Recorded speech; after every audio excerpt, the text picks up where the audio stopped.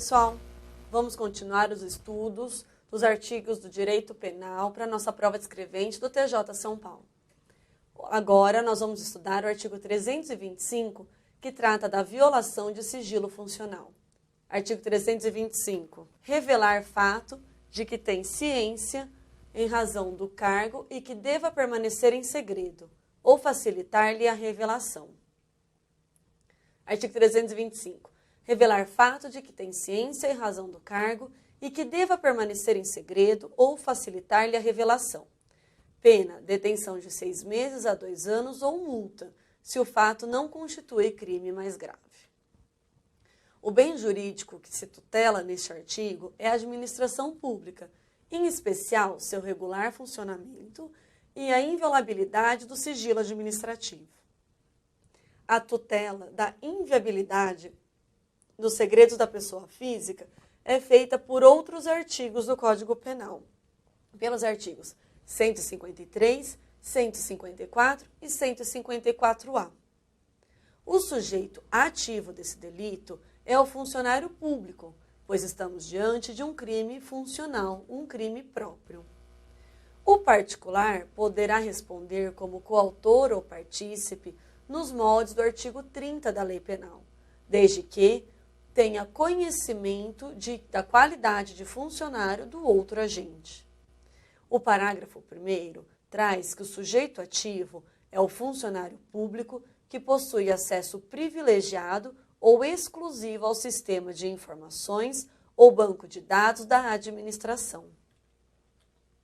O sujeito passivo, em primeiro lugar, é o Estado, e a nossa vítima secundária é o particular que ficou prejudicado com a revelação do segredo. O tipo objetivo aqui, nós temos a revelação direta e a revelação indireta. Na revelação direta, que diz respeito à conduta comissiva, que é revelar fato de que tem ciência em razão do cargo e que deva permanecer em segredo. Já o tipo objetivo da revelação indireta, ou seja, da conduta comissiva ou omissiva, é facilitar a revelação de fato de que tem ciência em razão do cargo e que deva permanecer em segredo. O objeto do crime é o segredo funcional. Mas o que é o segredo? O segredo é o sigilo, a reserva, algo que não deva ser conhecido por outrem ou que deva ficar restrito a um número determinado de pessoas. Aqui, exige-se do funcionário que não revele fato considerado relevante para a administração. E estamos diante de um crime que tem o princípio da subsidiariedade, um crime subsidiário. Por quê? No tipo penal, há a seguinte expressão: se o fato não constitui crime mais grave. Então, ao lermos o dispositivo, a pena que dispõe de detenção de 6 meses a 2 anos ou multa, ainda continua, se o fato não constitui crime mais grave. Assim, existindo o delito mais grave, o crime de violação de sigilo funcional restará absorvido, como, por exemplo, no artigo 311-A, que nós já estudamos. O artigo 311-A do Código Penal, ele trata do crime de fraude em certames de interesse público. O tipo subjetivo do nosso artigo aqui em estudo é o dolo, ou seja, a vontade do sujeito ativo de revelar fato ou facilitar sua revelação. O agente deve ter ciência em razão do cargo, devendo saber que deve guardar o segredo. Aqui, o legislador não trouxe uma necessidade de dolo específico, ou seja, não temos o elemento subjetivo especial. E também não há previsão de modalidade culposa. A consumação desse delito vai se dar no momento em que terceira pessoa toma conhecimento da revelação ou facilitação da revelação do segredo. Na forma simples, não há necessidade de qualquer resultado lesivo à administração pública ou terceiro, pois estamos diante de um delito formal. Já a tentativa, nós temos 2 situações. A tentativa é possível na forma plurissubsistente, que é a revelação por escrito, mas é inadmissível na forma unissubsistente, que é a revelação verbal ou conduta omissiva. As formas equiparadas estão previstas no artigo 325, parágrafo 1º, que dispõe: nas mesmas penas deste artigo incorre quem, inciso 1, permite ou facilita, mediante atribuição, fornecimento e empréstimo de senha ou qualquer outra forma, o acesso de pessoas não autorizadas a sistemas de informações ou banco de dados da administração pública. E inciso 2, se utiliza indevidamente do acesso restrito. A consumação aqui vai se dar em diferentes momentos. Em relação ao inciso 1, aqui a conduta se consome, aqui o crime se consuma no momento em que o estranho acessa a informação sigilosa. Já na hipótese do inciso 2, haverá consumação quando o funcionário se utiliza do acesso independentemente de causar ou obter alguma vantagem.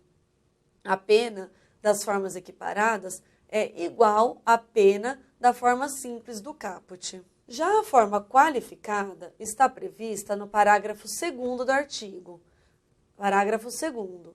Se da ação ou omissão resulta dano à administração pública ou a outrem, a pena é de reclusão de 2 a 6 anos e multa. A consumação aqui ocorre independentemente da produção de dano à administração pública ou outrem.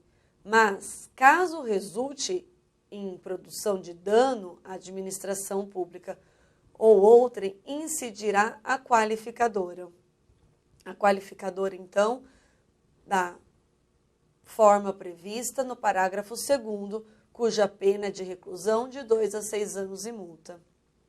Aqui, trata-se de uma hipótese em que o exaurimento do delito, então, funciona como uma qualificadora. Outra situação, novamente, que nós vamos ver a aplicação do parágrafo 2º do artigo 327, é neste nosso artigo. Aqui também há a forma majorada da pena de terça parte quando o autor for ocupante de cargo em comissão ou de função de direção ou assessoramento de órgãos. Aqui, então, haverá o aumento da pena da terça parte, conforme o artigo 327, parágrafo 2º do Código Penal. A ação penal é pública e incondicionada. As formas simples do caput e a forma equiparada do parágrafo 2º são crimes de menor potencial ofensivo, previsto no artigo 61 da Lei 9.099 de 95, devendo, então, o agente ser beneficiado com os institutos da transação penal e do sursi processual, desde que preencha os requisitos legais.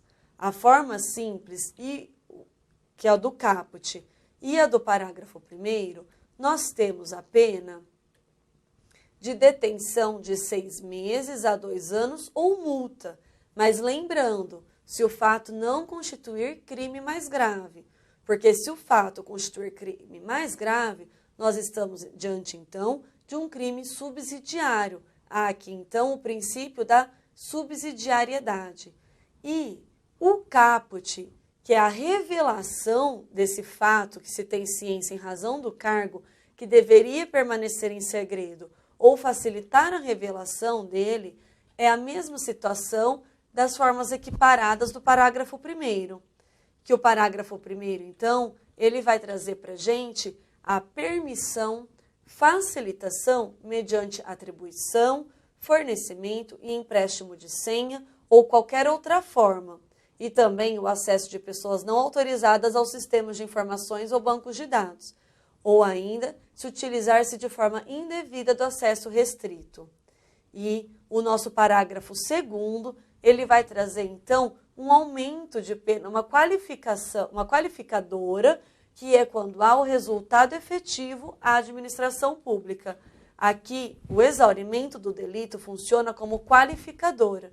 Então, pessoal, vamos reler o artigo, analisar as particularidades dos parágrafos e do caput e entender a diferença entre uma conduta e outra. o nosso caput e o nosso artigo e o nosso parágrafo 1º não prevêem resultado de produção de dano à administração pública ou outrem, mas caso haja o exaurimento do delito, ou seja, o alcance, a produção de dano, aqui haverá então o exaurimento do delito, que funcionará então como qualificadora.